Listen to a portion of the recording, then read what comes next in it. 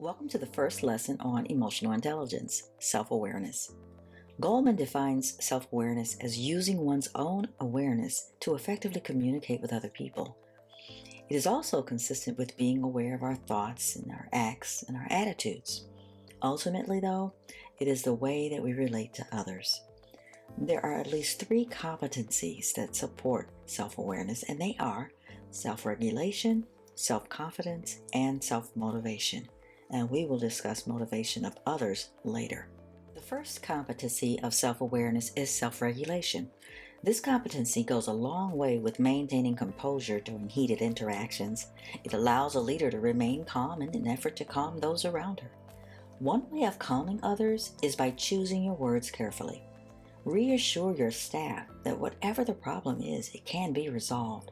For example, if a deadline is not met, rather than yelling and screaming and using negative emotions, a leader can capitalize on the event by offering an alternative strategy for the future. And at times, self-regulation requires accurately perceiving others' emotions. This skill can be challenging and must be cross-checked to ensure that the perception is real.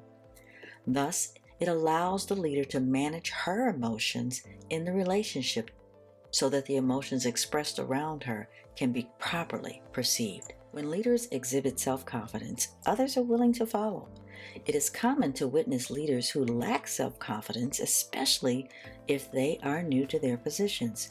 While this is a temporary state, self-confidence can be improved through building emotional intelligence. Several emotional intelligence strategies can be used to build self-confidence, like learn staff's abilities and attitudes so that the leader can use the appropriate emotional response, and have a depth of knowledge about the role and responsibilities for which the leader leads. In other words, be an expert in your job. And practice positive engagement with staff by using good communication skills. And finally, make responsible leadership decisions that others are willing to support. It boosts morale and in turn provides the leader with additional confidence.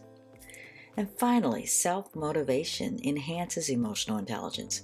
Leaders must draw from within to lead effectively. In order to do so, it requires an awareness of personal and professional leadership preferences.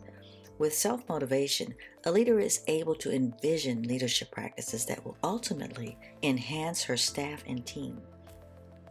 A leader who is self-motivated shows high initiative, and this is important because it demonstrates forward action. Staff respond to leaders who are motivated to take action, especially when it supports the team and the organization. In summary, we've discussed self-awareness as it relates to three competencies: self-regulation, self-confidence, and self-motivation. Being self-aware is the capstone for understanding a leader's capacity for emotional intelligence. Well done! You've just completed self-awareness, and I'll see you in the next lesson.